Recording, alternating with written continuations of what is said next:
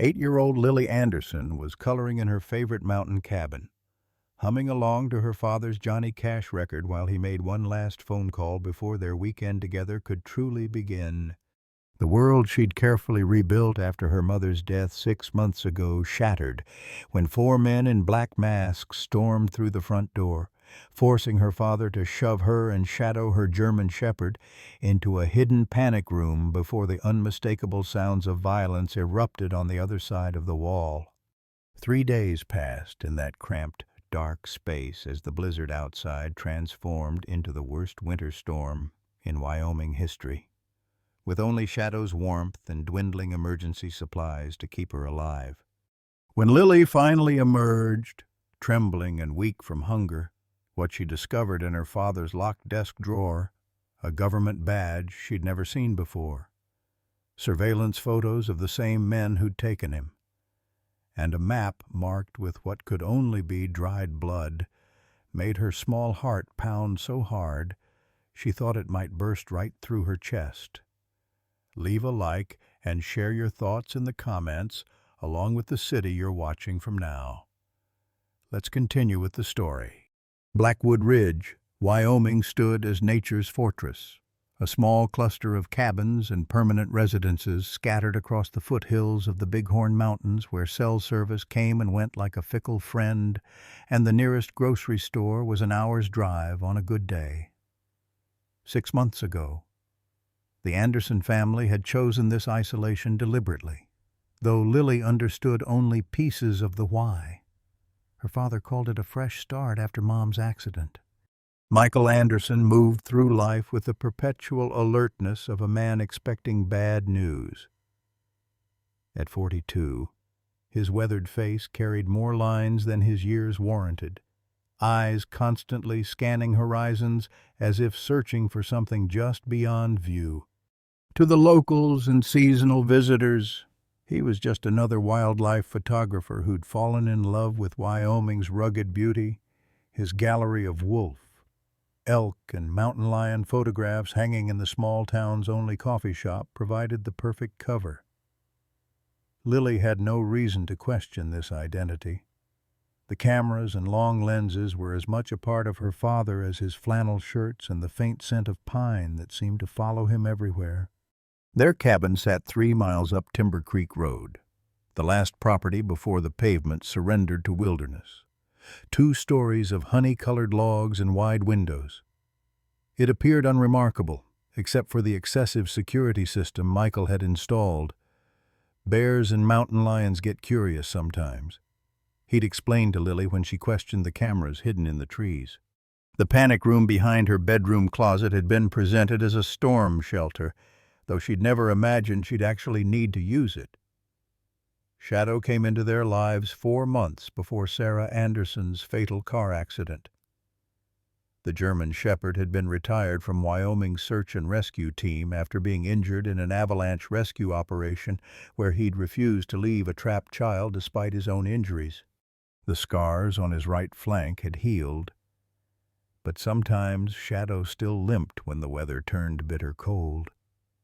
Michael had brought him home from the rescue center on Lily's 8th birthday, explaining that Shadow needed a family as much as they needed him. "This dog's special. Pumpkin," her father had said, watching as Shadow immediately settled his large body protectively beside Lily. "He saved more lives than most people ever will."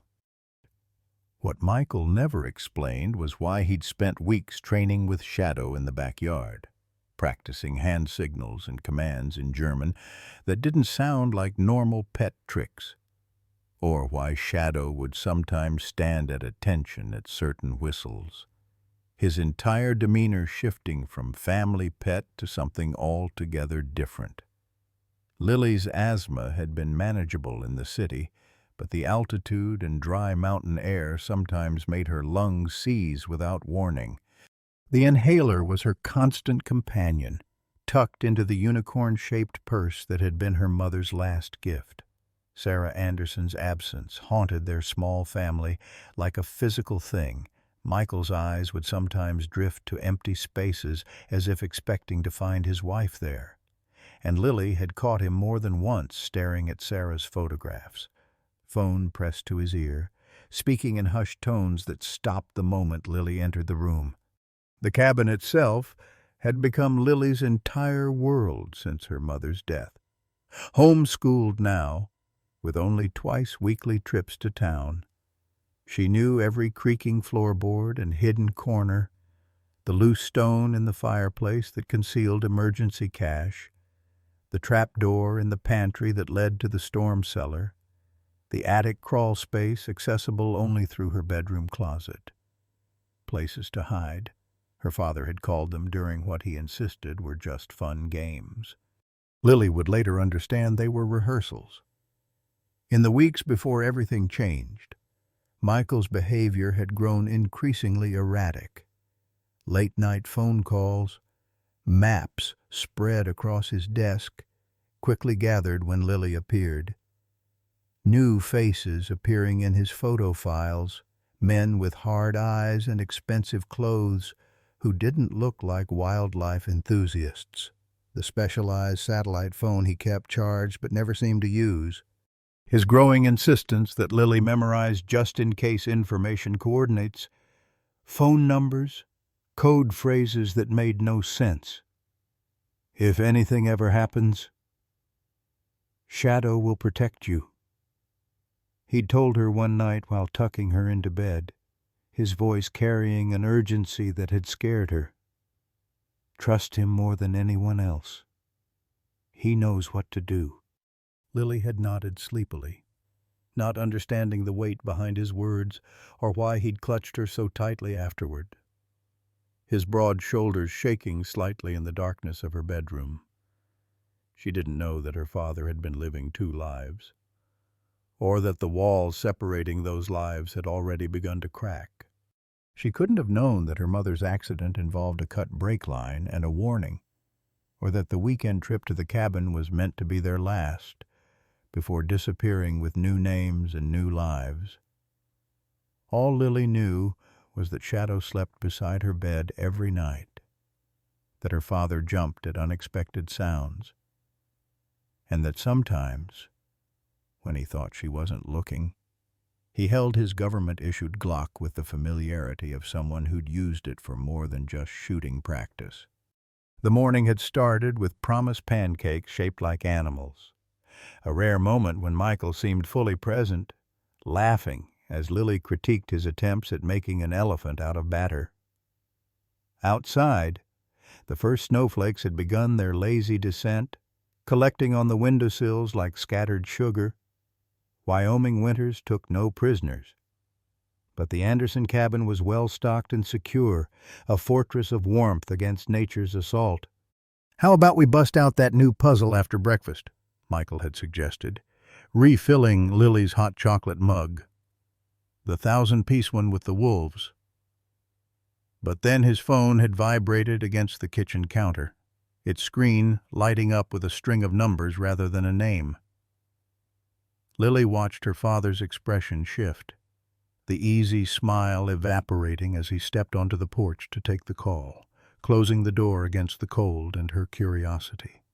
When he returned 10 minutes later, snow dusting his shoulders and hair, his face had aged a decade.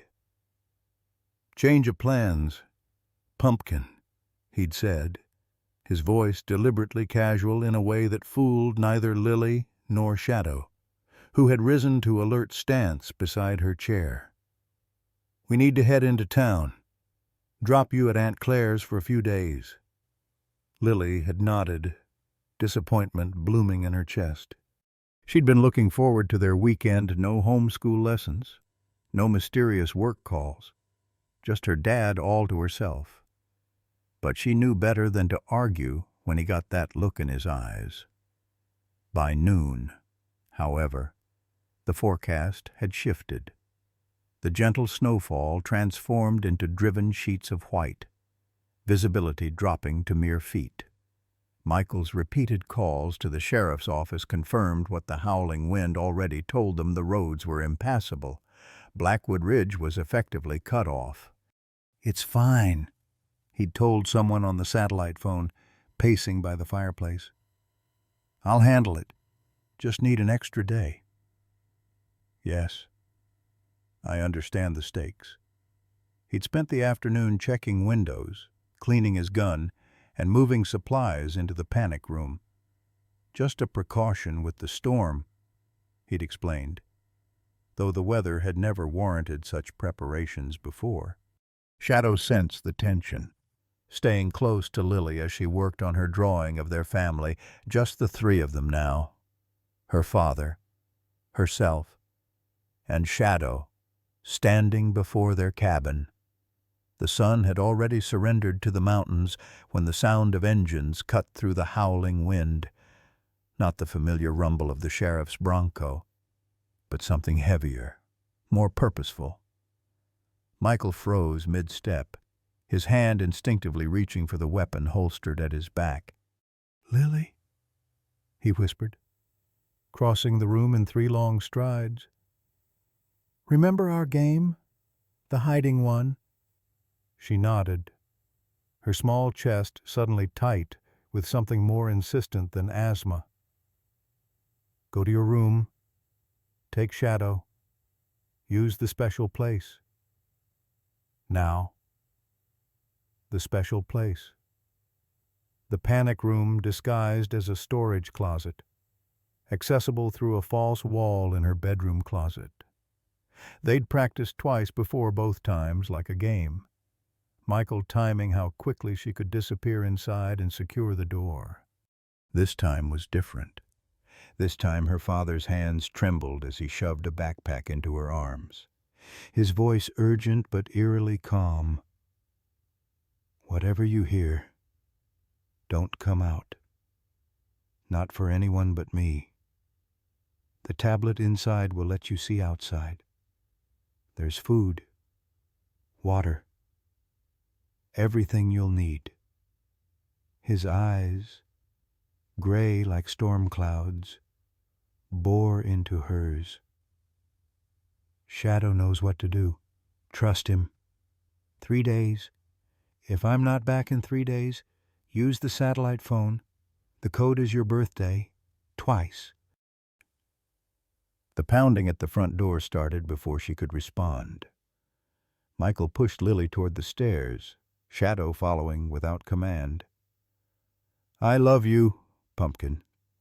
Now go, fast and quiet, like I taught you." From the hidden room, the tablet showed only snippets of what followed. 4 men in dark winter gear, faces partially concealed by balaclavas, weapons drawn, her father, hands raised, speaking with forced calm. One man taller than the rest, with ice in his voice demanding something about the evidence. Another searching rooms with methodical precision. The audio was fragmented, but some phrases cut through clearly. "We know you're DEA. Anderson. Where's the kid? The intel said you had a kid. Last chance before this gets unpleasant." The first blow came from a man with tattoos spiraling up his neck, visible even on the small screen. Her father, despite his strength, went down hard. Shadow growled low in his throat, his body trembling with the effort of restraint. Lily pressed her face into his fur, muffling a sob. The violence that followed happened in flashes, the tablet's cameras capturing only portions as the men dragged her father between rooms. Questions shouted, furniture overturned, the sickening sound of impacts against flesh. Then, suddenly, Michael looked directly into one of the hidden cameras, blood trickling from his split lip, left eye already swelling shut. He mouthed words she could barely make out. "I love you. Be brave." What happened next was too fast to process her father breaking free, lunging for something in his desk, the sharp crack of gunfire. The camera in the living room went dark. The remaining feeds showed the men searching with increasing frustration, tearing apart furniture, smashing picture frames, unaware of the small witness to their destruction. Hours passed. The men eventually left, taking Michael with them, alive or dead.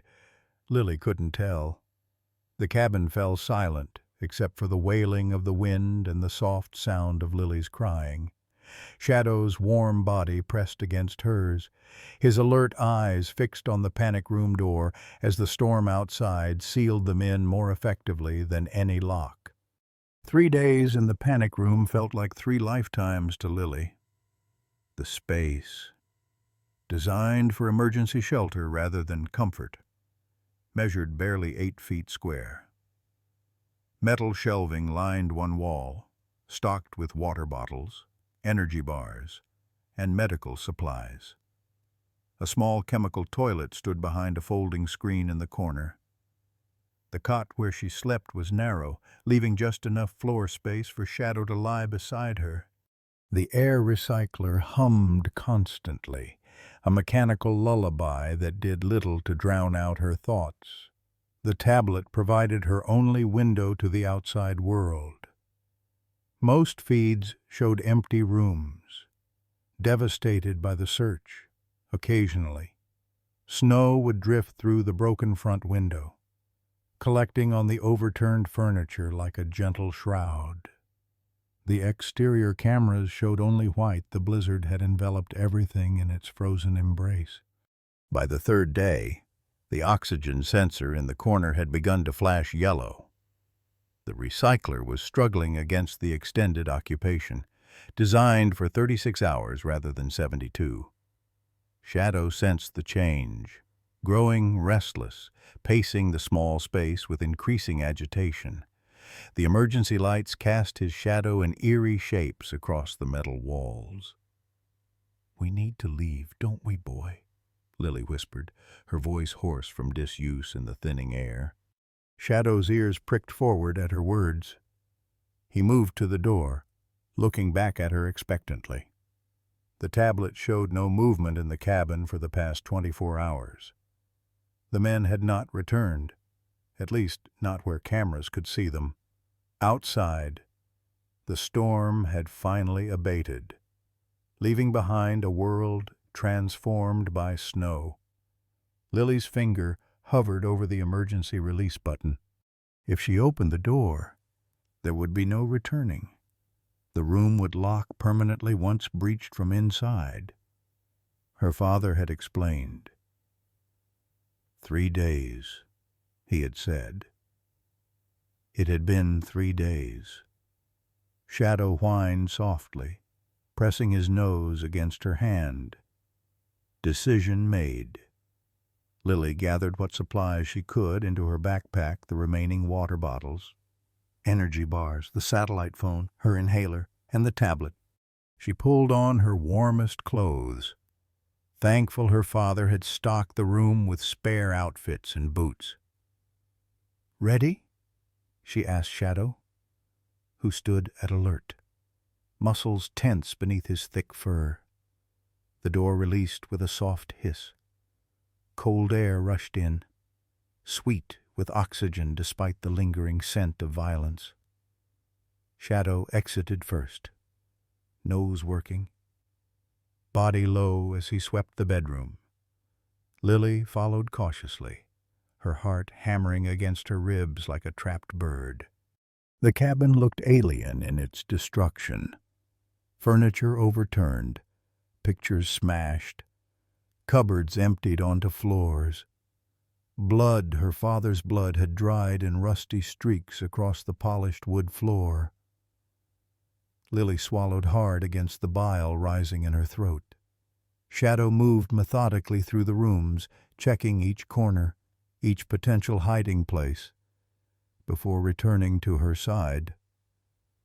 "They're gone," she whispered, more for her own comfort than Shadow's benefit. The silence of the cabin pressed in around her.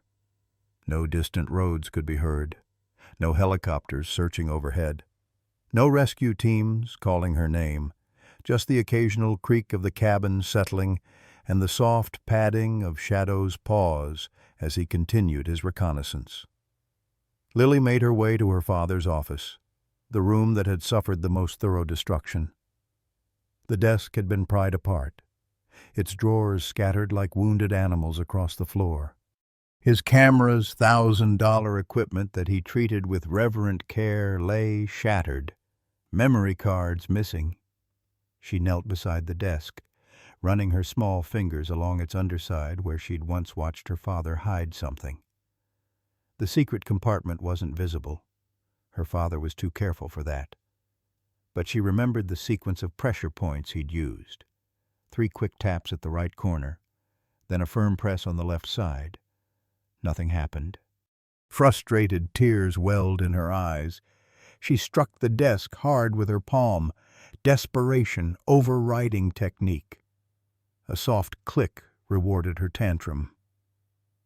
A hidden drawer eased open beneath the main drawer space, revealing its secrets. The badge came first, not the wildlife conservation credentials he sometimes showed to park rangers, but something official with federal insignia and her father's stern face. DEA, Drug Enforcement Administration. Next came a file folder, thin but heavy with implications. Inside, surveillance photos of the same men who had taken her father, accompanied by handwritten notes in his cramped style. The bottom of the drawer held a sealed envelope with Blackwood written across it. A small handgun with a single clip of ammunition, and a map of the surrounding mountains marked with locations that meant nothing to her.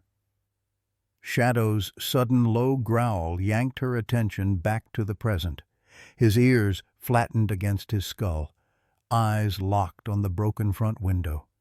Outside, the distant sound of engines disturbed the mountain silence. They were coming back. Panic squeezed Lily's chest, triggering a familiar tightness in her lungs. She fumbled for her inhaler, the plastic cool against her palm as she took 2 desperate puffs. Shadow nudged her urgently, herding her toward the stairs with insistent pressure against her legs. "Where?" she whispered, clutching the folder and badge to her chest. The map crumpled in her fist. Shadow led her not back to the useless panic room, but upward, toward the attic access in the hallway. Lily understood immediately. The crawl space, small even for her, impossible for grown men. She pulled down the trapdoor and its folding ladder, climbing quickly with Shadow close behind. Remarkably, the large dog navigated the narrow ladder with practiced ease, suggesting this wasn't his first ascent. The attic crawl space was cold and dust-filled, but mercifully untouched by the searchers. Lily pulled the ladder up behind them, closing the hatch as the sound of vehicles grew louder. Through a small vent in the eaves, she could see 2 SUVs plowing through the snow toward the cabin. One face stood out among the men emerging from the vehicles, a tall figure with a military bearing who scanned the surroundings with professional vigilance. When he removed his ski mask, Lily gasped, nearly dropping the folder. She recognized him instantly from DEA barbecues and the rare occasions when her father brought colleagues home. Thomas Wright, her father's partner, the man who'd given her a stuffed wolf for her last birthday, the man who was now working with the people who'd taken her father. From the cramped attic crawl space, Lily watched through the tiny vent as the men forced their way into the already devastated cabin. Shadow pressed against her, his warm body a shield against both the cold and her fear. His breathing remained measured and controlled, unlike Lily's, which came in shallow bursts that threatened to trigger another asthma attack. "Search every inch again," ordered a voice with a slight accent the tall man Victor. She remembered from the tablet footage. "The evidence has to be here somewhere. Anderson wouldn't have had time to move it." "Place is clean, boss," replied another voice, rougher, impatient. "We tore it apart 3 days ago. Nothing here but family crap and cameras." Then search the family crap again. "Eddie, Anderson was DEA for 15 years. He knows how to hide things in plain sight." Footsteps moved below, heavy boots on wooden floors. Drawers already emptied were dumped again. Furniture already overturned was sliced open, foam innards spilling like strange snow across the floor. Lily's eyes stung with silent tears as she watched her home, already wounded, suffer this final violation. Thomas Wright's voice drifted up from what sounded like the kitchen. "Victor, there's a hidden trap door in the pantry. Leads to a storm cellar." Lily's breath caught. Uncle Thomas knew about their hiding places. How much more did he know? The sound of the pantry trapdoor being wrenched open echoed through the cabin, followed by more footsteps descending into the cellar. Minutes passed. Shadow's ears remained alert, rotating slightly to track the movements below with canine precision. "Nothing but emergency supplies and old Christmas decorations," Thomas reported as they returned upstairs. "If there was ever anything down there, it's gone now." "What about the girl?" asked a third voice, Carlos. Lily thought, "Anderson's kid. She's got to be somewhere. Probably with relatives in town," Thomas replied, his tone dismissive. "Anderson was careful. First sign of trouble, he'd have shipped her off. Roads were closed," Victor said sharply.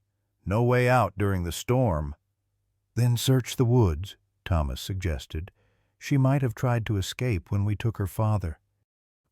"8-year-olds don't survive Wyoming blizzards, right?" Eddie snapped. "Even you should know that." Lily's heart pounded against her ribs. They knew her age. They knew about her. Why was Thomas helping them?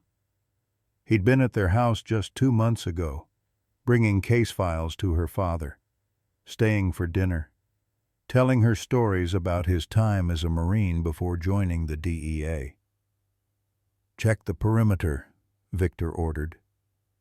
"Look for tracks in the snow, any sign someone left recently. Carlos, check the surveillance system again. See if you can recover any deleted footage." When the front door slammed, signaling some had gone outside, Lily dared to shift position. Her legs had grown numb from crouching. The movement dislodged a small pile of insulation, which fell through a crack in the floorboards. The sound, barely audible to her ears, seemed to echo like thunder in the quiet house. "What was that?" Carlos asked from below. Shadow tensed beside her, a low growl building in his throat, but not escaping. Lily froze, her hand instinctively reaching for her inhaler. The plastic casing slipped through her trembling fingers, tumbling through the same crack in the floorboards and landing with a damning clatter somewhere below. "The attic," Thomas said immediately. "There's access in the hallway." Footsteps pounded up the stairs. Lily looked at Shadow in desperation, but the German Shpherd was already moving, nudging her toward the far corner of the attic where the insulation was piled highest. She crawled after him, squeezing herself into the narrow space between the roof joists and a stack of storage containers, pulling Shadow in beside her as the attic hatch rattled. "Can't get it open," Carlos complained. "Something's blocking it." "Stand back," came Eddie's voice, followed by the sharp crack of a gunshot. The hatch splintered. A powerful flashlight beam swept the darkness, catching dust motes swirling in the disturbed air. "I'll check," Thomas said. "You two keep an eye on the ladder." His head and shoulders appeared through the shattered hatch, flashlight methodically scanning every shadow. Lily pressed herself deeper into the insulation, one arm wrapped around Shadow's muzzle, silently pleading with him to remain quiet. The dog's muscles were coiled tight, ready to spring, but he made no sound. The beam caught the fallen inhaler, its white plastic shell stark against the rough wooden floor. "There's an inhaler up here," Thomas announced. Looks fresh. The kid's asthmatic, Victor called from below. According to her file. Thomas pulled himself fully into the attic now, crouching to avoid the low roof. His flashlight continued its relentless sweep, inching closer to their hiding place with each pass. "Come out," he called softly. "I know you're here. Lily, we don't want to hurt you." The lie hung in the stale attic air, as transparent as the beam from his flashlight. Lily remained motionless, her lungs burning with the effort of holding her breath. The light stopped, directed now at the insulation concealing them. Shadow's body vibrated with tension, his training battling his protective instincts. "What's up there?" Eddie called impatiently. Thomas hesitated, his flashlight unwavering. "Nothing but junk and mouse droppings. The inhaler must have been left earlier." The beam swung away, returning to the hatch. "I'll check the other storage areas. Maybe there's another hiding place we missed." When Thomas disappeared back through the hatch, Lily released her breath in a silent, shuddering exhale. Shadow relaxed fractionally beside her, but his ears remained focused on the sounds below. The men continued their search throughout the day, their voices drifting up in fragments as Lily and Shadow remained hidden. The temperature dropped as afternoon surrendered to evening. Lily's stomach cramped with hunger, her throat parched despite rationing her water. Each time she shifted position, the cold seized deeper into her muscles, a bone-deep ache that no amount of huddling against Shadow could dispel. Night brought a temporary reprieve as the men gathered in the kitchen below, their conversation occasionally rising loud enough for Lily to catch pieces. Waste of time. Anderson's not talking. Deadlines tomorrow. Top-level people involved. Shadow's ears suddenly pricked forward, his body tensing. A moment later, Lily heard what had alerted him: footsteps on the stairs again, lighter than before. Careful. The attic hatch moved slowly. Thomas Wright's face appeared. Flashlight deliberately pointed away from where they hid. "Lily," he whispered. "It's me, Uncle Thomas. I know you're up here." Shadow growled softly, the vibration barely perceptible against Lily's side. She placed a steadying hand on his neck, uncertain what to do. "I don't have much time," Thomas continued, his voice barely audible. "They can't hear me from downstairs. I'm not with them. Not really. I'm DEA. Same as your dad. Deep cover." Lily remained silent, fear and confusion warring within her. If he was lying, revealing herself meant capture. If he was telling the truth and she ignored him, what then? "Your father is alive," Thomas whispered into the darkness. "They're holding him at another location. He hasn't told them anything." The mention of her father broke her resolve. "Prove it," she whispered, her voice cracking from disuse. Thomas's flashlight beam lowered, illuminating his own face rather than searching for hers, a deliberate gesture to show he meant no harm. "Your favorite book is The Secret Garden. Your mother used to read it to you every spring. You're allergic to strawberries.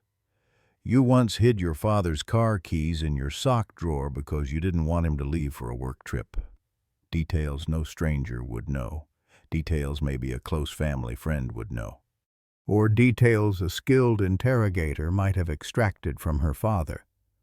"Why are you helping them?" she asked, still not moving from her hiding place.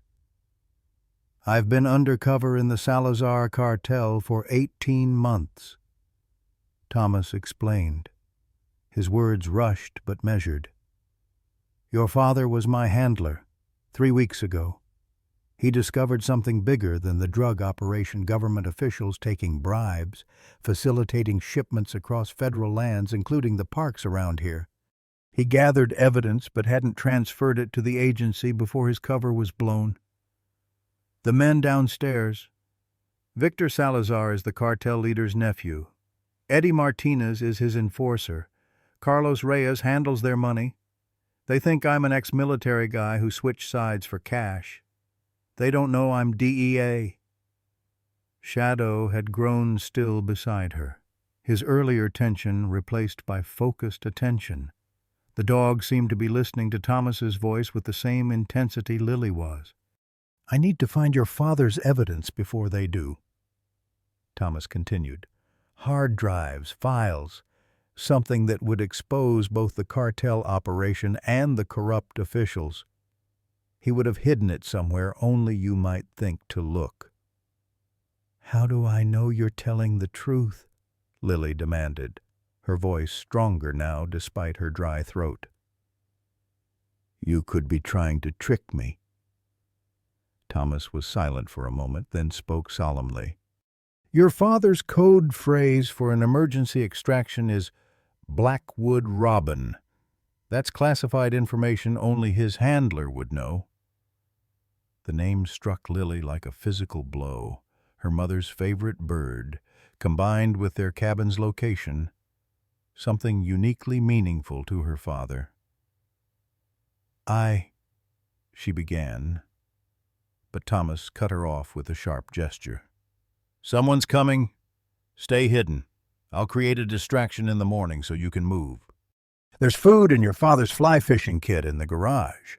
The combination is your birthday." He disappeared back through the hatch as quickly as he'd appeared, closing it softly behind him. Moments later, heavier footsteps climbed the stairs. "Find anything?" came Victor's voice. "Nothing but dust and spiderwebs," Thomas replied, his tone completely transformed casual, slightly bored, nothing like the urgent whisper of moments before. "Told you it was a waste of time." The night passed in fitful fragments of sleep for Lily, her mind racing with this new information. Shadow remained vigilant beside her, occasionally lifting his head at sounds from below. The men had settled into watching rotations, one always awake while others slept. Morning arrived with a pale glow through the vent. The sounds of movement below indicated the men were stirring. Lily's mouth felt like sandpaper, her head throbbing with dehydration and hunger. Shadow nudged her gently, his dark eyes imploring. "I know, boy," she whispered. "We need to move soon." As if on cue, a commotion erupted downstairs. "Vehicle approaching," Eddie called. "Coming fast up the access road." "Police?" Victor demanded. "Can't tell. Looks civilian." "Everyone outside," Victor ordered. "Could be a neighbor checking for storm damage. Take positions in the trees." "Right. You speak to whoever it is. Play the concerned friend checking on the family." Doors opened and closed as the men executed the order. Through the vent, Lily could see them taking positions around the property, weapons drawn but concealed. Thomas stood on the porch, unarmed, adjusting his posture to appear casual and unthreatening. This was their chance. "Come on, Shadow," she whispered, crawling from their hiding place. Her limbs protested, stiff from cold and immobility. Shadow led the way to the hatch, which she eased open, wincing at every creak. The house below appeared empty, but she knew better than to trust appearances, descending the ladder as quietly as possible. She paused at the bottom, listening for any sign of someone remaining inside. Nothing but the distant sound of an approaching engine and the wind whistling through broken windows. "Dad's fly fishing kit," she murmured to herself, taking a hesitant step toward the garage door. "We need food and water." Shadow suddenly stiffened, his attention fixed on the front of the house. through the shattered window. Lily could see a truck approaching, not the sheriff or rescue workers, but a civilian pickup with chains on its tires. Thomas stood watching from the porch, his posture relaxed, but his eyes scanning the tree line where the others hid. The distraction he'd promised. She had minutes at most to reach the garage, retrieve what they needed, and find a new hiding place before the men returned. Shadow seemed to understand the urgency, moving silently beside her toward the garage door. The garage air hit Lily like a physical blow, raw cold with undercurrents of motor oil, sawdust, and the lingering scent of her father's aftershave. His workbench stood against the far wall, tools arranged with military precision. The snowmobile sat covered in the corner, useless without its key. Her father's truck was gone, taken by the men, she presumed. Shadow moved with purpose toward a metal cabinet where Michael Anderson stored his outdoor gear. Lily followed, her fingers fumbling with the combination lock. 0312, her birthday. March 12th. The lock surrendered with a satisfying click. Inside, neatly organized on custom shelves, lay her father's fly fishing equipment, handmade lures, specialized tools, waders, and vests. The largest tackle box sat at eye level. Lily pulled it down carefully, noting its unexpected weight. Shadow watched, tail low but alert, as she unfastened the latches. Inside, where trout flies and fishing lines should have been, she found energy bars, sealed water packets, a first aid kit, a hunting knife in a leather sheath, a compass, waterproof matches, and a small roll of cash. Beneath this survival cache lay something else. A slim external hard drive in protective casing with Blackwood handwritten on the label. The evidence. It had to be. From outside came the sound of voices, Thomas speaking to whoever had arrived in the truck. A woman's voice responded, words indistinct but tone friendly. The visitors would be gone soon, and with them, the distraction. Lily quickly transferred the supplies to her backpack, securing the hard drive in an inner pocket. A flash of color caught her eye, her father's red and black flannel jacket hanging on a hook. She grabbed it, wrapping it around herself despite its enormous size. The familiar scent of him, pine, coffee, and that spicy aftershave enveloped her, bringing a fresh wave of tears she couldn't afford to shed. "Time to go," she whispered to Shadow, who was already moving toward the side door that led directly outside rather than back into the cabin. The door opened onto knee-deep snow and biting cold. Lily hesitated, suddenly aware of the enormity of what they were attempting.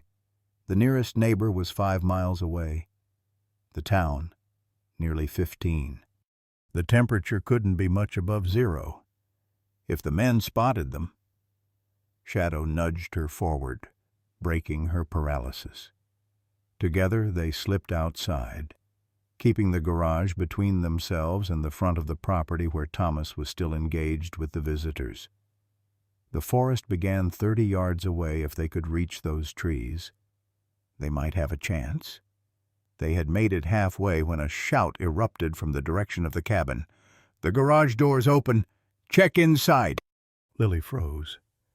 Shadow didn't. The German Shpherd shouldered against her legs, forcing her to run toward the tree line as heavy footsteps crunched through snow behind them. There, by the trees.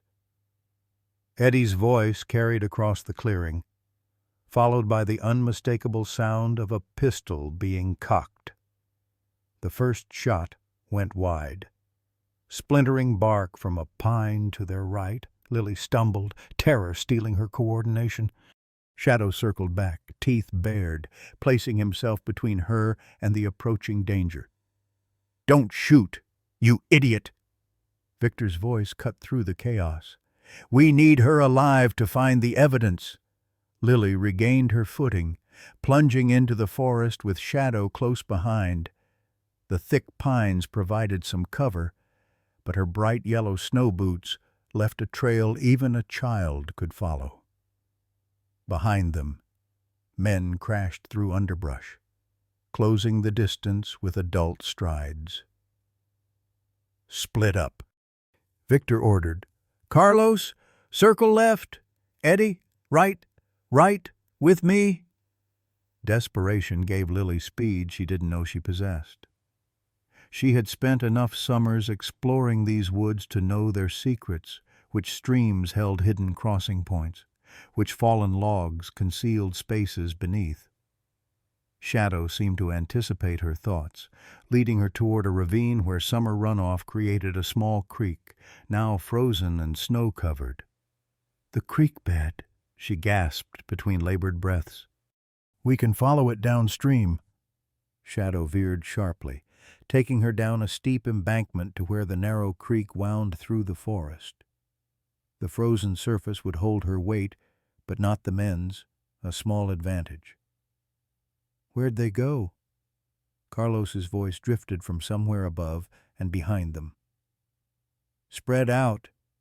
The girls' tracks have to lead somewhere. Eddie sounded closer, maybe 100 yards back. Lily slid along the frozen creek, using pine branches to conceal their path where possible. Her lungs burned from exertion and cold air, each breath a painful reminder of her asthma. Without her inhaler, left behind in the attic, an attack could be deadly. They had traveled perhaps half a mile when Shadow suddenly stopped, ears forward, body rigid with alertness. Lily froze beside him, straining to hear what had triggered his response. Distant voices echoed from downstream. Someone was ahead of them, cutting off their escape route. This way, she wheezed, changing direction to climb out of the ravine on the opposite side from where they'd entered. Shadow followed, occasionally looking back as they ascended the steep slope, using exposed roots and rocks as handholds. At the top, Lily paused behind a massive fallen pine, desperate to catch her breath. Her chest felt tight, each inhalation shorter than the last. The beginning of an attack. Shadow pressed close, his warm body a stark contrast to the biting cold that had numbed her fingers and toes. We need shelter, she managed between gasps. Can't. Keep running. Shadow's ears pivoted continuously, tracking sounds Lily couldn't hear. Suddenly, he stiffened, a low growl rumbling in his chest. Lily followed his gaze. Through the trees, maybe 50 yards away, a figure moved with practiced stealth. Carlos, his dark jacket nearly invisible against the pine trunks. He hadn't seen them yet, but his path would bring him directly to their hiding place within minutes. Lily looked around desperately for an escape route. The ravine behind them, dense forest ahead, no obvious shelter in any direction. Shadow made the decision for her. With deliberate pressure against her leg, he guided her northwest, away from both Carlos and the ravine. They moved as quietly as possible, staying low, using every tree and boulder for cover. Lily's breathing grew more labored with each step, the tightness in her chest transforming into a vice-like pressure. Through breaks in the canopy, she could see storm clouds gathering again, another blizzard approaching. Death by bullets or death by freezing, neither option seemed particularly appealing. Her father's jacket, several sizes too large, caught on branches and dragged through snow despite her attempts to hold it closed. A sharp crack split the air, a branch breaking nearby. Shadow pushed Lily down behind a fallen log. standing protectively over her prone form. Through gaps in the rotting wood, she could see boots approaching, expensive hiking boots, not standard-issue police or military. "Victor, I know you're close, little girl," he called, his accented voice deceptively gentle. "You must be very cold and scared. Why not come out? We won't hurt you. We just need what your father took from us."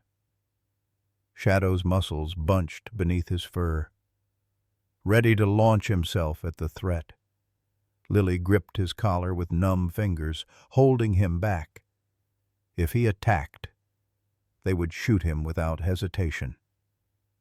Victor continued his slow approach, scanning the forest with practiced efficiency. "Your father is still alive, you know, for now. But he won't be much longer unless we get what we came for." He was less than 20 feet away now, close enough that Lily could see the bulge of a shoulder holster beneath his expensive jacket, close enough to see the dead emptiness in his eyes that made his soothing words so chilling. "Think about Shadow," Victor added, and Lily's blood turned to ice in her veins. He knew the dog's name. "Such a loyal animal. It would be a shame if something happened to him because you made poor choices." Shadow trembled with restraint beneath Lily's grip. 10 feet, 8. Victor was practically on top of them now. A whistle cut through the tension, 3 short blasts followed by one long tone. Shadow's head snapped toward the sound, recognition flickering in his intelligent eyes. The whistle came again, more insistent. Victor spun toward the source. "Right, that you—" No answer came, only the whistle repeating from a different location now. "Eddie Carlos," Victor called, drawing his weapon. "Report in." Shadow's ears flattened against his skull. Without warning, he pulled free from Lily's grasp and burst from behind the log, not toward Victor as she feared, but away from both Victor and the whistle, creating a deliberate distraction. "There!" Victor shouted, firing a wild shot that missed the fast-moving dog. He spoke rapidly into a radio clipped to his collar. "All units converge on my position. The dog is loose, heading east.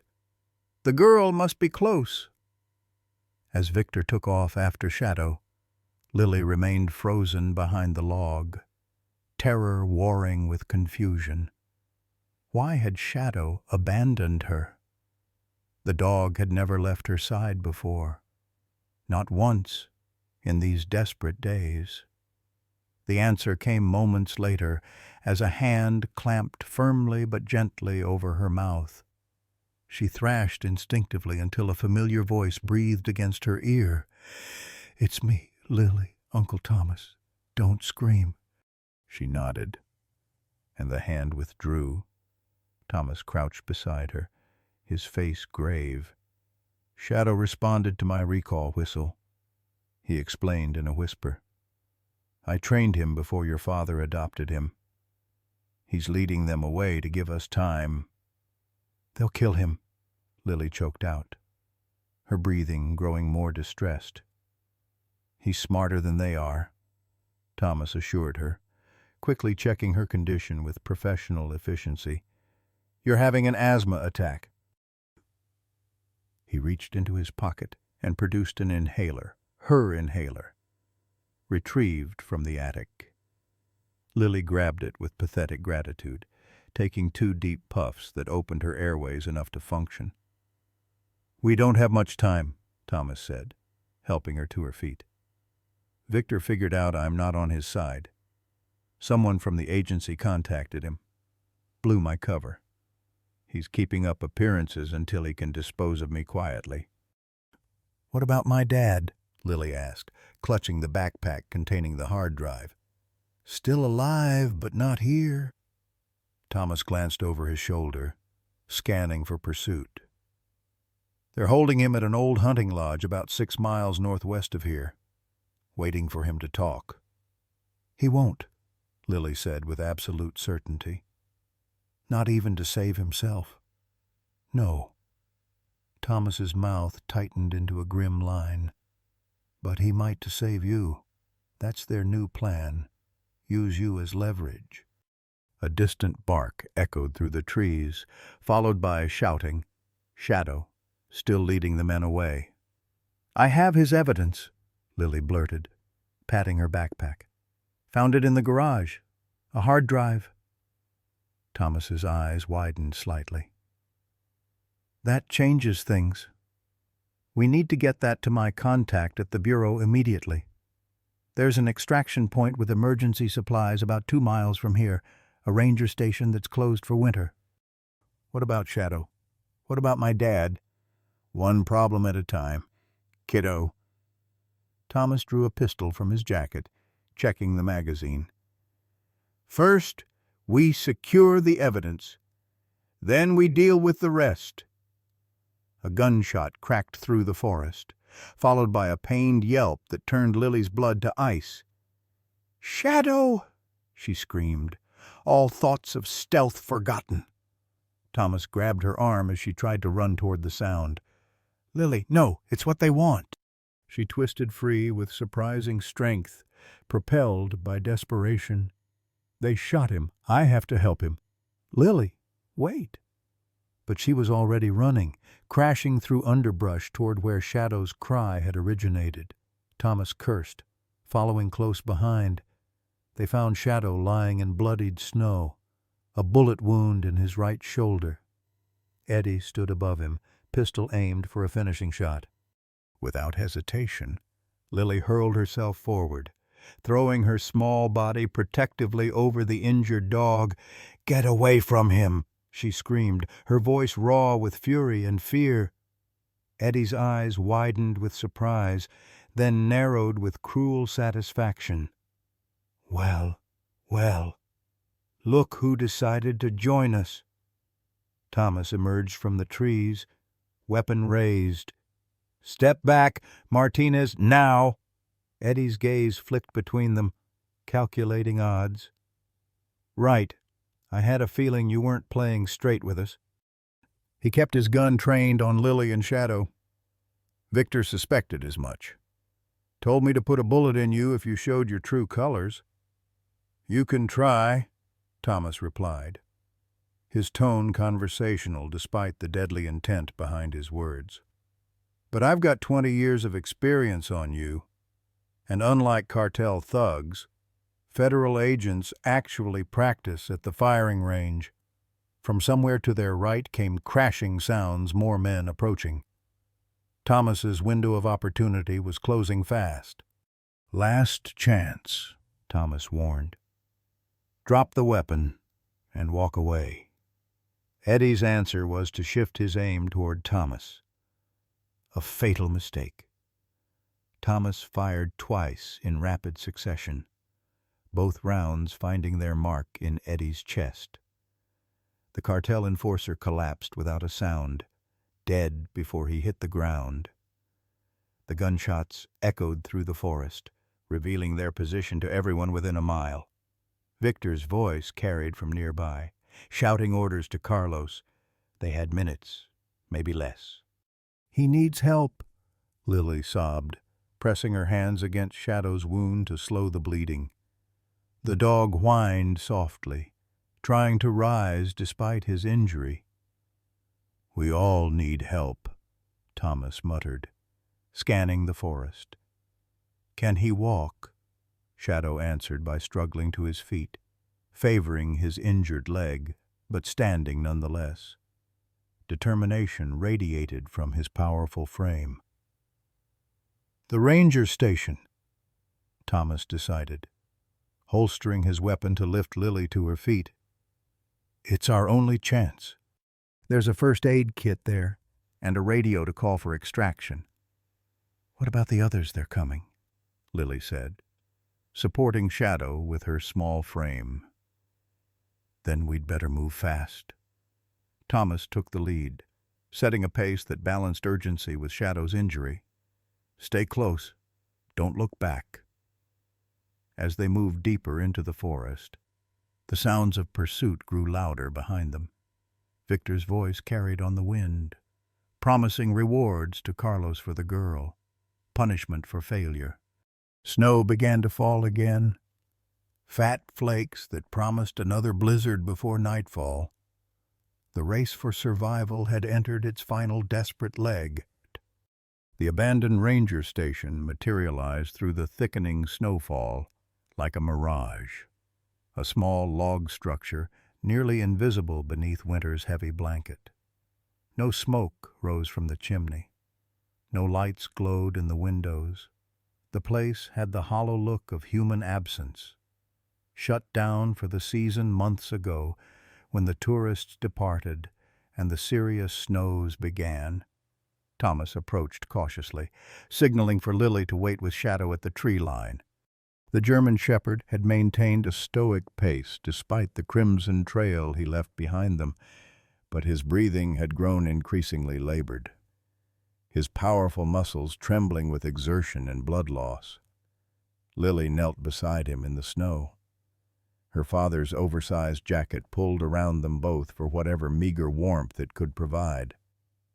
"Just a little longer, boy," she whispered, her cracked lips brushing his ear. "Help is coming." Shadow's dark eyes fixed on hers, unwavering in their trust.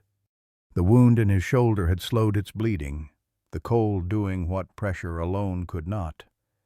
But his fur remained matted with frozen blood. Without proper treatment soon, infection would take him where the bullet had failed. Thomas returned after circling the structure, his expression grim but determined. "Place is secure. Emergency cache should be inside." They made their way to the station's rear entrance, Thomas supporting Shadow's weight while Lily pushed through snow that reached her waist in deeper drifts. The door was locked, but Thomas produced a small tool from his pocket and made short work of the simple mechanism. Inside, the air hung dead and frigid, but at least they were sheltered from the wind that had begun to howl through the trees. Thomas quickly located the emergency supplies in a locked cabinet, another barrier that surrendered to his skills without resistance. "First aid kit," he announced, pulling out a large red duffel, blankets, emergency rations, and this. He held up a hand-crank radio, his expression softening with something like hope. "Our ticket out of here." Lily had already spread one of the musty wool blankets on the floor for Shadow, who collapsed onto it with a soft whine that tore at her heart. She tugged her backpack off with numb fingers, carefully extracting the hard drive and placing it on the ranger's desk before returning to Shadow's side. "Let me see him," Thomas said gently. Kneeling with the first aid kit, his hands moved with practiced efficiency despite the cold, cleaning away blood to reveal the entry wound. "Bullet went through clean, missed the major arteries and bones, or he wouldn't have made it this far. He's one tough customer." "Will he be okay?" Lily asked, her voice small in the empty station. Thomas didn't answer immediately, focused on disinfecting and bandaging the wound. Shadow endured the treatment stoically, only occasional tremors betraying his pain. "He needs a vet, antibiotics, proper care, but he's strong. He's got a fighting chance." It wasn't the reassurance she'd hoped for, but Lily recognized the truth when she heard it. She stroked Shadow's head while Thomas worked, murmuring the nonsense phrases of comfort that adults often use with children, but directed at the dog who had become her only constant in a world turned treacherous. When Thomas finished, he wrapped Shadow in a second blanket and placed the remaining ones around Lily's shoulders. "Your turn. Any injuries I should know about?" She shook her head, though in truth every part of her ached from cold, exertion, and fear. The asthma attack had subsided, but her chest still felt tight, each breath slightly harder than it should be. Thomas seemed to read the symptoms in her face. He checked her pulse, frowned, and rummaged through the first aid kit until he found a small nebulizer with pre-measured albuterol doses. "Emergency kit for park rangers," he explained, helping her use the device. "They encounter everything up here." The medication eased her breathing, but nothing could dispel the bone-deep chill that had settled into her small frame. Thomas located an emergency stove in the supplies and set about heating water for the powdered soup packets included in the rations. "We can't risk a fire in the fireplace," he explained, glancing toward the windows where snow now fell in near-horizontal sheets. "Too visible, and we won't be staying long anyway." Lily cupped the warm broth between her hands when it was ready, the heat almost painful against her frozen fingers. She coaxed Shadow to drink some too, relieved when he lapped at the liquid with cautious interest. "What now?" she asked as Thomas prepared the radio, extending its antenna toward the ceiling. "I contact my handler." "Tell them we have the evidence and need immediate evacuation." He paused, eyes meeting hers with unexpected gentleness. "And that we need a team to extract your father." "Will they come in this storm?" Thomas's face tightened. "They'll come. The information on that hard drive is too important." As he worked the radio, Lily returned her attention to Shadow, who had rested his head on her lap, eyes half closed but alert. She could feel the unnatural heat beginning to radiate from his body, fever setting in despite Thomas's ministrations. The dog who had never left her side, who had taken a bullet meant for someone else, was fighting a battle he might not win. "Please," she whispered, the word both prayer and demand. "Please don't leave me too." Shadow's tail moved weakly in response, a feeble thump against the wooden floor. His eyes, those intelligent eyes that had watched over her since her mother's death, held no fear, only steadfast devotion that made her throat close with emotion too complex for her 8-year-old heart to fully comprehend. Thomas's voice broke through her private communion with Shadow. "Blackwood Robin, this is Kingfisher. Authentication code 479er Delta. We have the package and require immediate evacuation. Medical emergency." Okay, he released the transmit button, waiting for a response that didn't come. Outside, the storm had graduated from serious to savage, wind shrieking around the station's corners like something wounded and malevolent. The temperature inside the unheated building continued to drop, their breath forming ghost clouds with each exhalation.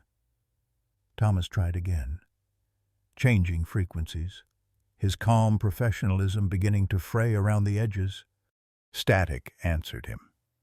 Occasional breaks in the white noise offering tantalizing hints of distant voices, but nothing clear enough to interpret.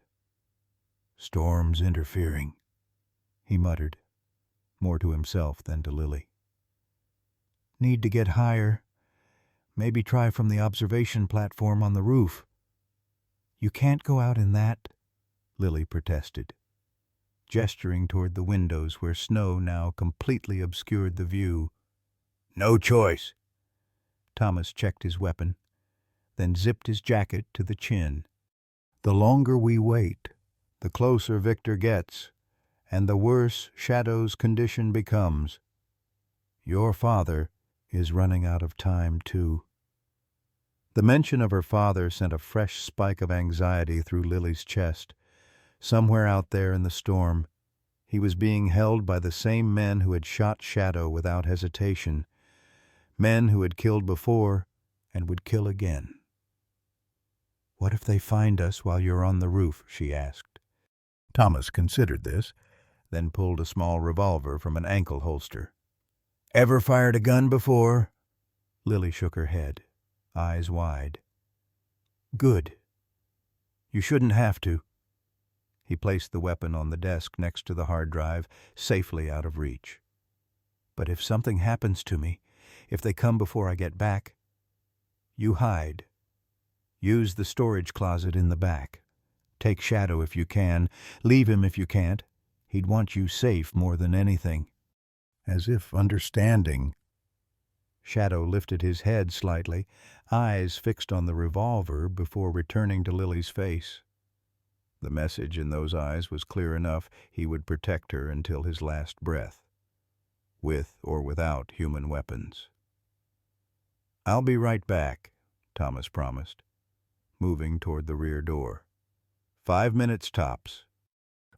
When the door closed behind him, the silence in the station became a physical presence, broken only by Shadow's labored breathing and the relentless assault of the storm outside. Lily pulled the blankets tighter around herself and the dog, counting seconds to keep the panic at bay. 1 minute passed. 2. She imagined Thomas on the observation platform, fighting wind and snow, desperately trying to make contact with people who might not even be listening. 3 minutes. Shadow whined softly, sensing her distress or responding to his own pain. 4 minutes. The sound came without warning, not from the roof where Thomas struggled with the radio, but from the front of the station. A dull thud, like a body pressing against the door. Shadow's head came up sharply, a growl building in his throat despite his weakened state. Lily froze, eyes fixed on the front entrance. The door handle turned slowly, testing. Locked. But for how long? She remembered Thomas's skill with locks, how easily he'd opened the rear entrance. What would prevent others from doing the same? She should run. Hide in the storage closet as Thomas had instructed. But Shadow couldn't run, he could barely stand. Leaving him meant abandoning him to whoever was on the other side of that door. The handle jiggled again, more insistent this time.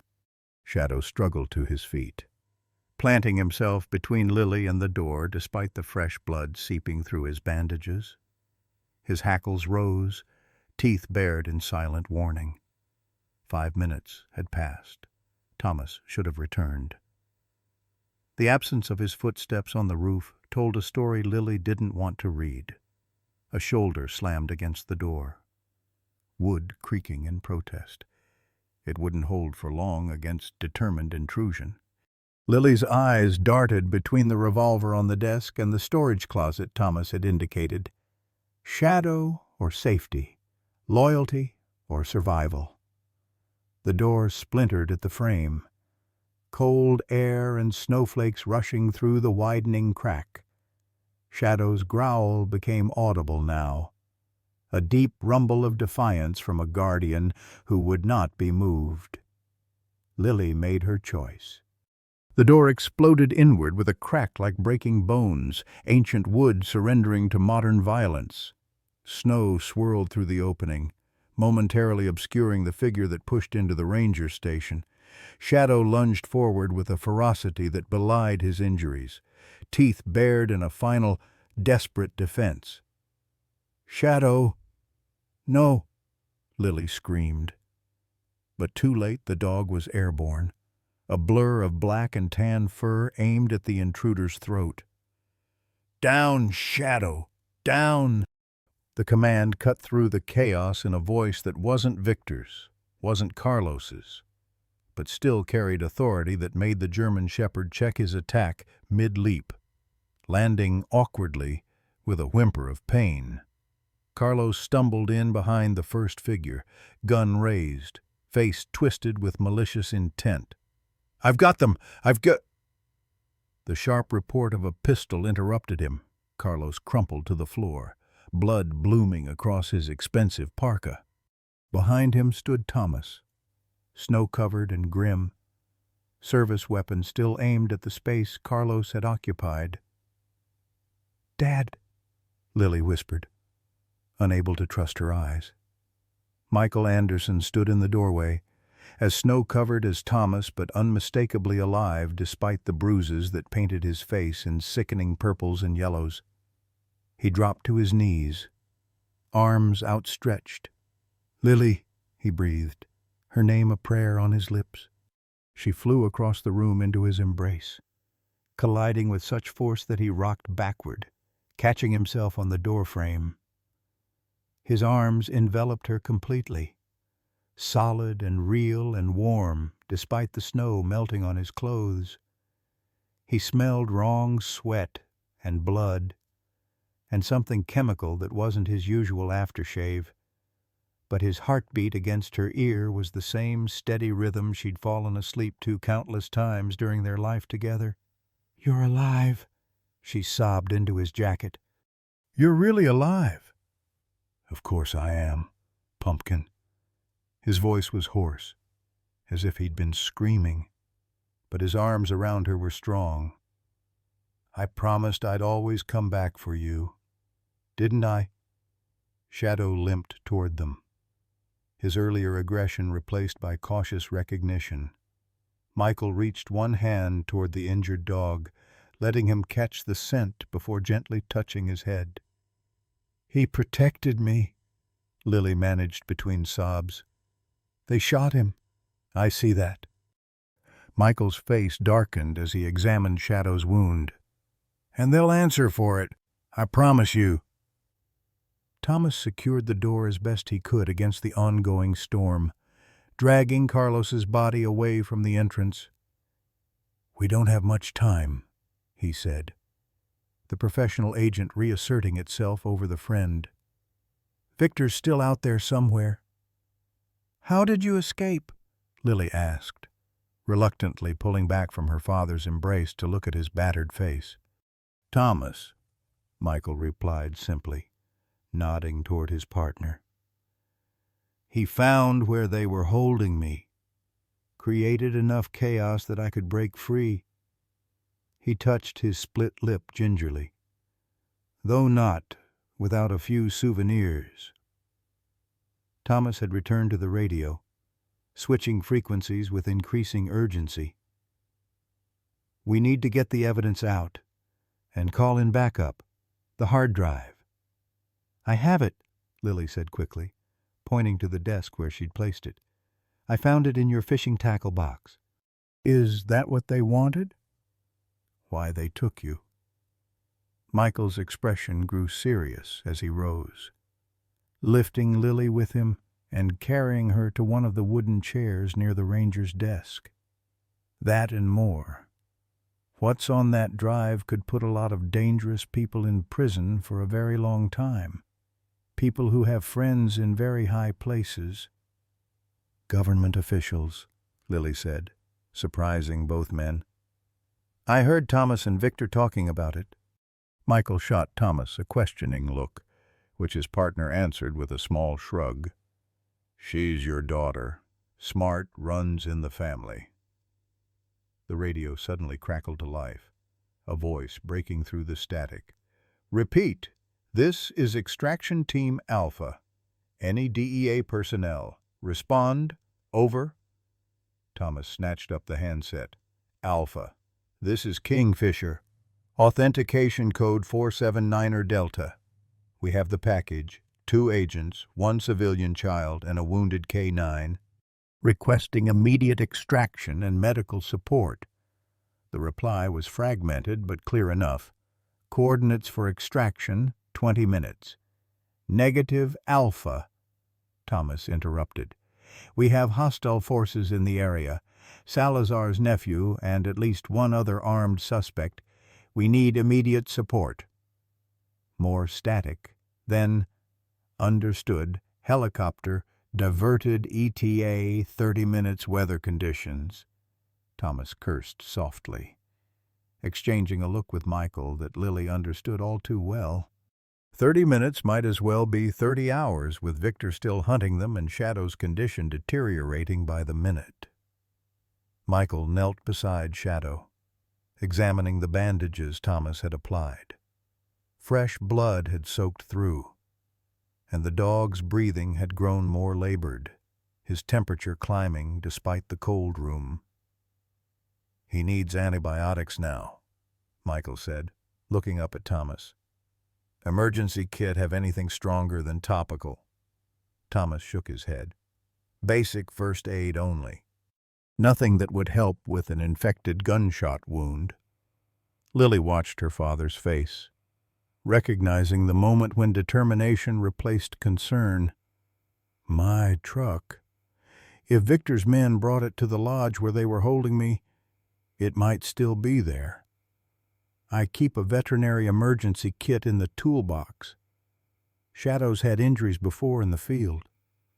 The lodge is 3 miles from here," Thomas pointed out. "In this storm, on foot." "I know." Michael's jaw tightened. "But Shadow saved my daughter. I won't let him die without trying." The decision crystallized in the air between them. Thomas would remain with Lily and the evidence, fortifying their position and awaiting extraction. Michael would attempt to reach the lodge, retrieve the medical supplies, and return before Victor found them, or Shadow's condition became irreversible. "I'll go with you," Lily said immediately, the thought of separation from her father unbearable after everything they'd endured. "No? Pumpkin?" Michael's tone brooked no argument. "You're staying where it's safer, with Thomas and Shadow." "But, Lily," her father's voice gentled, though his eyes remained resolute, "Shadow needs you here, and I need to know you're safe so I can focus on getting back with the medicine." It was the perfect argument, leveraging her love for Shadow against her fear of losing her father again. Lily's shoulders slumped in reluctant acceptance. The preparations were swift and practical. Thomas provided Michael with a spare magazine for his service weapon, a compass, and emergency flares from the ranger supplies. Michael shed his snow-covered jacket for a drier one from the emergency gear, checked the action on his pistol, and memorized the coordinates Thomas gave him for the extraction point should they become separated. Before leaving, Michael knelt once more before Lily, taking her small face between his calloused hands. "I will come back," he promised, his gray eyes boring into hers with an intensity that brooked no doubt. "You take care of Shadow until I do. That's your job." Lily nodded, swallowing the tears that threatened to choke her. "I will." With a final kiss to her forehead, Michael rose and moved toward the door. The storm greeted him like an old enemy, wind howling its challenge as he stepped into the swirling white.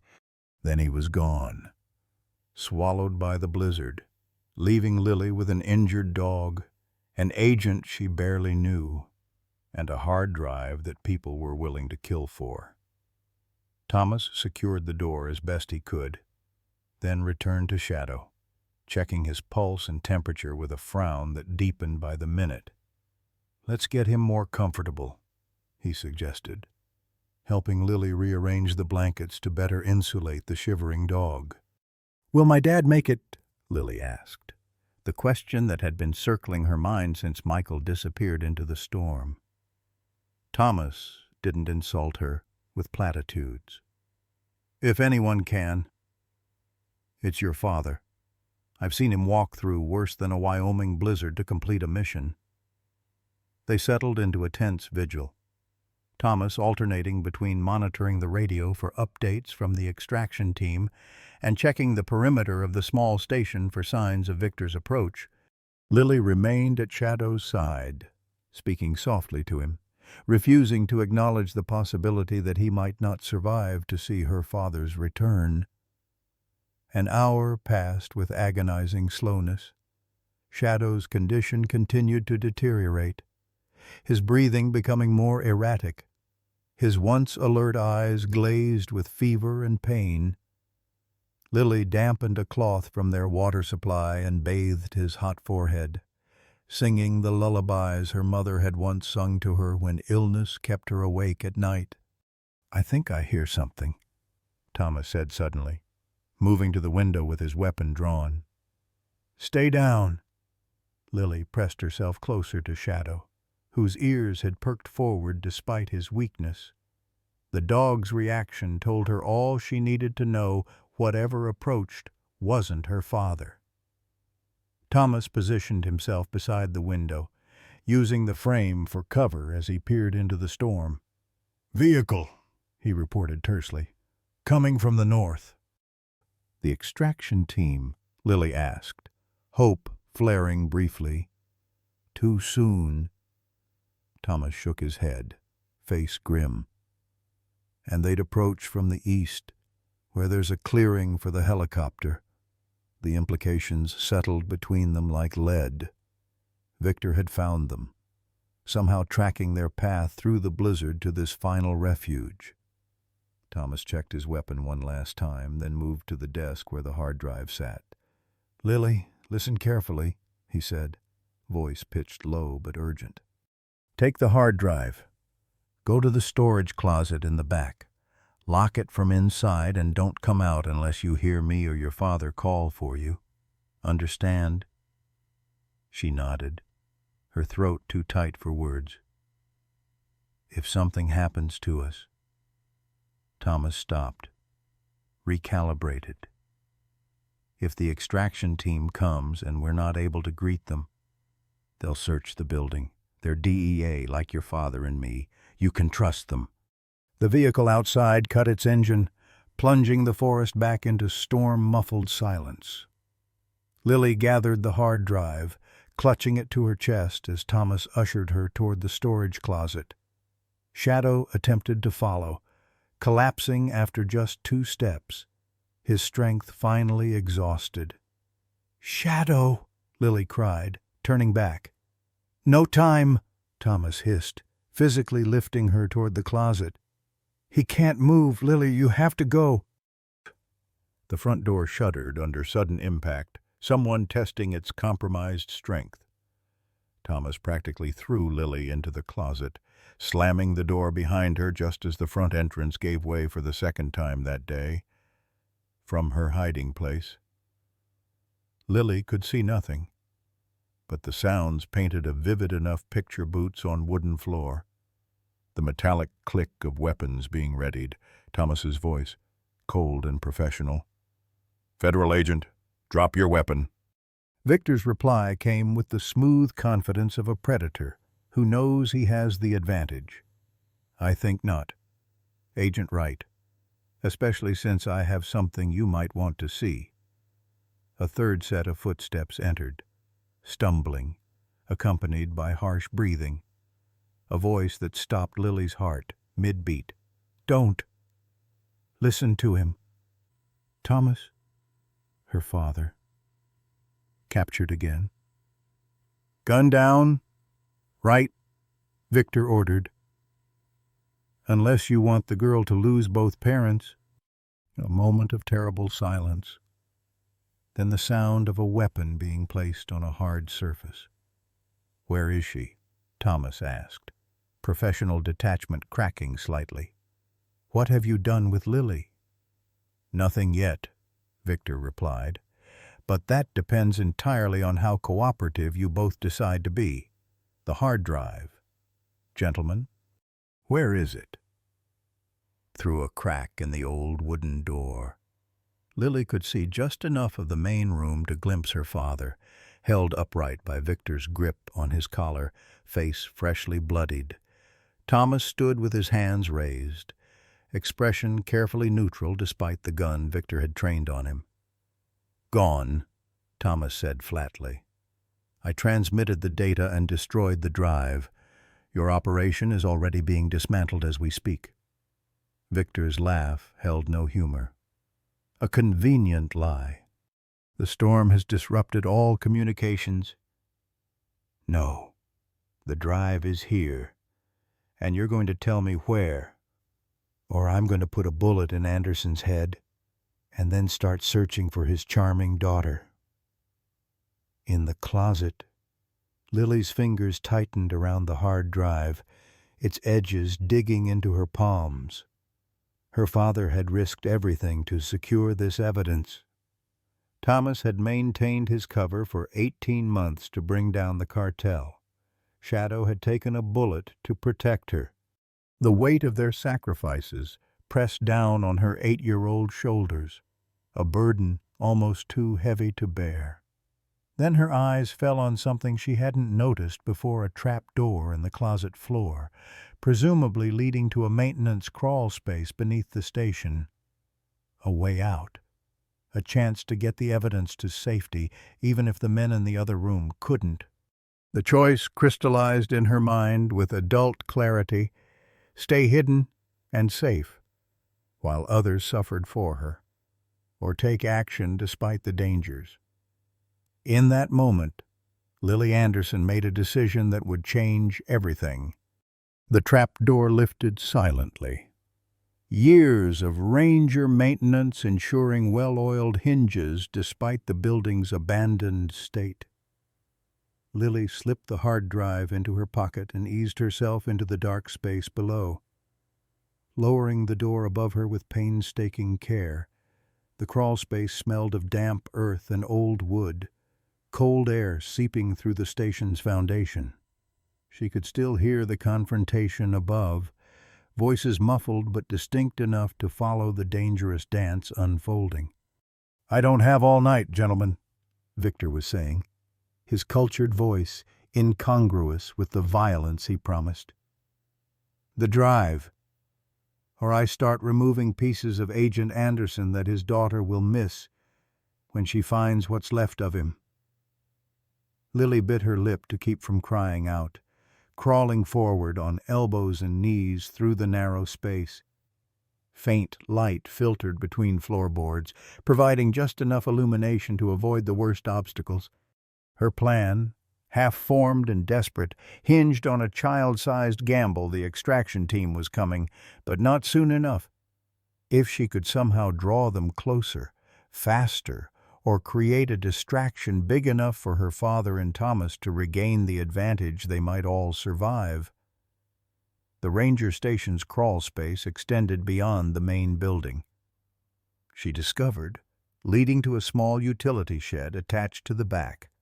When she pushed up on the trap door there, it opened into darkness that smelled of gasoline and oil, maintenance equipment, tools, and something else: the hard plastic case of an emergency flare gun, mounted on the wall where ranger protocols demanded it be kept for signaling in dire situations.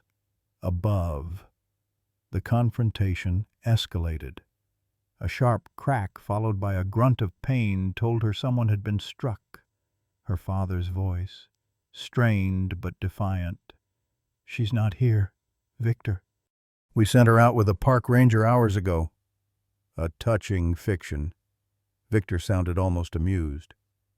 "The only tracks leading to this station are yours, Wright's, and small ones that could only belong to a child. She's here. Search the building." He ordered someone she couldn't see. Every corner, every closet. Time was running out. Lily fumbled in the darkness until her fingers closed around the flare gun case. Inside, exactly as ranger training posters had depicted, lay the orange plastic pistol and 3 red signal flares. The instructions were simple enough for a child to understand: load, aim skyward, pull trigger. In normal conditions, the flare would reach 1,000 feet, visible for miles. But normal conditions didn't include a Wyoming blizzard. Even if she managed to fire it without being caught, would anyone see it through the storm? The extraction team had coordinates, but the flare might bring them sooner, might make the difference between life and death for her father, for Thomas, for Shadow. Shadow. The thought of the loyal dog still bleeding on the station floor hardened her resolve. Lily loaded the flare gun with fingers numbed by cold and fear, then eased the utility shed door open just enough to peer outside. The storm had moderated slightly. Visibility improved from impossible to merely terrible. Snow still fell heavily, but the wind had died down enough that a signal might be seen, at least briefly. Heavy footsteps crossed the floor above her head, moving toward the storage closet where she'd been hidden. Seconds remained before her absence was discovered. Lily slipped outside, knee-deep in fresh snow, and aimed the flare gun at the cloud-choked sky. The plastic felt absurdly large in her small hands, the trigger stiff under her frozen finger. The flare erupted with a force that nearly knocked her backward, shooting upward with a banshee wail that cut through the storm's constant roar. Brilliant red light blossomed against the low clouds, reflecting off the snow in an otherworldly crimson glow that transformed the forest into something alien and strange. For a brief, suspended moment, Lily stood transfixed by her own audacity. Then reality reasserted itself with brutal efficiency. Outside movement by the shed. Victor's voice carried clearly, followed by the sound of running feet. Lily dropped the spent flare gun and plunged into the woods, following a game trail barely visible beneath the snow. Behind her, the utility shed door burst open, flashlight beams cutting through the darkness. The hard drive pressed against her side, a constant reminder of why she couldn't allow herself to be caught.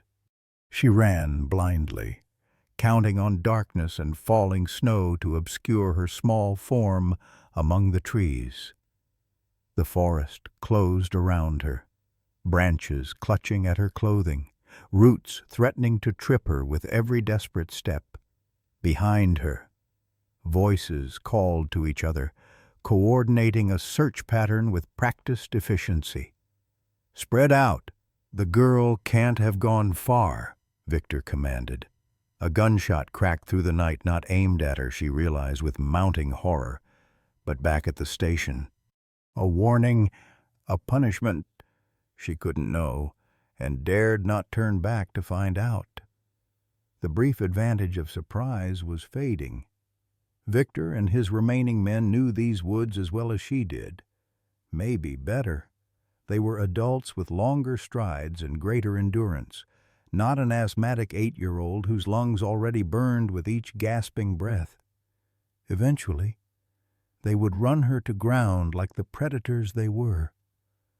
A fallen log loomed ahead, half buried in snow. Lily dropped behind it, pressing herself into the narrow space between wood and frozen earth. Not a true hiding place, but perhaps enough to break the visual trail while she caught her breath and considered her next move. The hard drive.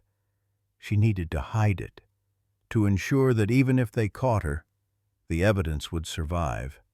Lily dug frantically in the snow beneath the log, creating a small cavity into which she placed the drive, carefully noting landmarks, a distinctive knot in the wood, a sapling growing at an angle nearby that would allow her or others to find it again. No sooner had she pressed the last of the snow back into place than a flashlight beam swept over her position. Lily flattened herself, hardly daring to breathe, as footsteps crunched through snow just yards away. "She came this way," a voice said, not Victor's, but a new one she hadn't heard before. "Fresh tracks." "Find her," Victor replied from somewhere more distant. "Use whatever means necessary. But I want her alive." The footsteps moved closer, slow and methodical. The beam traced the contours of the fallen log, inch by relentless inch. Discovery was moments away, inevitable as the dawn that seemed impossibly distant. A sound cut through the night, not human, but animal. A long, mournful howl that raised the hair on Lily's neck and froze the searching men in their tracks. Another joined it, then a third, forming an eerie chorus that seemed to come from everywhere and nowhere in the storm-racked forest. Wolves! The searcher's voice had lost its confidence. Impossible, Victor snapped. There are no wolf packs this close to human habitation. Yet the howls continued, closer now, accompanied by the soft pad of feet, in snow too many feet, moving too deliberately to be anything but coordinated. Flashlight beams swung wildly, catching glimpses of gray shapes flitting between trees, yellow eyes reflecting the light before disappearing again. Jesus Christ, breathed the searcher. They're surrounding us. They're just wolves, Victor said, but uncertainty had crept into his voice. Find the girl. The flashlight turned back toward Lily's hiding place and froze as a massive gray form materialized directly in its beam, standing over the fallen log beneath which she hid. The wolf's breath fogged in the frigid air, teeth bared in silent warning as it stared down the man with the flashlight. "Victor," the man called, voice rising with panic. "Shoot it," Victor commanded from somewhere beyond Lily's vision. The wolf launched itself forward before the man could raise his weapon, a gray missile of fur and muscle and ancient predatory intelligence. His scream cut off abruptly, replaced by chaotic sounds of struggle. More wolves emerged from the darkness, converging on Victor's position with terrible purpose. Lily remained frozen in her hiding place, unable to process the nightmarish scene unfolding around her. These weren't Shadow's wolves, couldn't be. A rational part of her mind insisted. Just a wild pack, perhaps drawn by the scent of blood and weakness, choosing this moment to defend their territory against human intruders. Yet something in their coordinated movements, in the deliberate way they had positioned themselves between her and her pursuers, suggested a purpose beyond mere territorial aggression. The forest erupted with gunfire and shouts, men fighting desperately against opponents they hadn't expected and couldn't predict. Lily pressed her hands over her ears, squeezing her eyes shut against the violence, wishing herself anywhere but this cold, dark place where men and beasts fought for reasons beyond her comprehension. A wet nose pressed against her cheek, startling her eyes open. Not a wolf, but a dog, a German shepherd with a bloodied bandage on his shoulder and fevered determination in his dark eyes. "Shadow," Lily whispered, disbelief warring with desperate hope. "How—" The dog nudged her again, more insistently, then turned and limped a few steps before looking back with unmistakable intent. "Follow me." Lily crawled from her hiding place, instinctively reaching to verify the hard drive was still concealed beneath the log before following Shadow's painful progress through the snow. Behind them, the sounds of conflict receded, replaced by the rhythmic thump of helicopter rotors cutting through the storm. The extraction team, drawn by her flare or arriving on schedule, it didn't matter. Help had come. Shadow led her not toward the helicopter sounds, but back toward the ranger station by a circuitous route that avoided Victor's remaining men.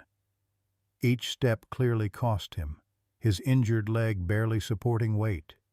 Yet he never hesitated, never whined, driven by something beyond pain or exhaustion. The station appeared through the trees, its windows glowing with newly restored power. Shadow paused at the edge of the clearing, ears forward, assessing potential threats with senses far keener than human, apparently satisfied. He led Lily toward the back entrance they had used earlier. The door opened before they reached it. Michael Anderson stood silhouetted against the light, his battered face transformed by relief as he saw his daughter approaching. "Lily," he breathed, dropping to his knees as she ran the final distance into his arms. She collided with him for the second time that night, this reunion even more precious than the first. Shadow limped to them, collapsing beside them in the snow, his impossible mission completed. "I fired the flare," Lily sobbed into her father's shoulder. "I hid the hard drive under a log. There are wolves. Dad. Real wolves." "I know." "Pumpkin," Michael said, gathering both her and Shadow into his embrace. "I know everything. You were so brave. Braver than anyone had any right to ask you to be." He lifted her, carrying her inside with Shadow, following slowly behind. The ranger station had transformed in her absence. Lights blazed, communication equipment hummed, and uniformed agents moved with purposeful efficiency. Thomas sat at the desk, arm in a makeshift sling, speaking rapidly into a satellite phone. When he saw Lily, relief washed across his face, softening the harsh lines of tension. "She's back," he reported into the phone. "The extraction can proceed." A medic immediately approached, reaching for Lily, but she clung to her father. "Shadow first," she insisted. "He needs help more than me." Within moments, Shadow was receiving proper veterinary care, antibiotics and fluids administered by trained hands. Michael kept his promise, maintaining physical contact with Lily while providing detailed coordinates for the hidden hard drive, which a team was immediately dispatched to recover. "Victor?" Lily asked hesitantly, not certain she wanted the answer. Michael and Thomas exchanged a glance laden with meaning. "Gone," Thomas said finally, "along with his remaining men." "The wolves," Lily whispered. "Yes," her father agreed simply. "The wolves." As dawn broke over the mountains, painting the snow-covered landscape in gentle pinks and golds, a helicopter lifted from the clearing beside the ranger station. Inside, Michael held Lily against his side while Shadow lay sedated and stabilized across from them.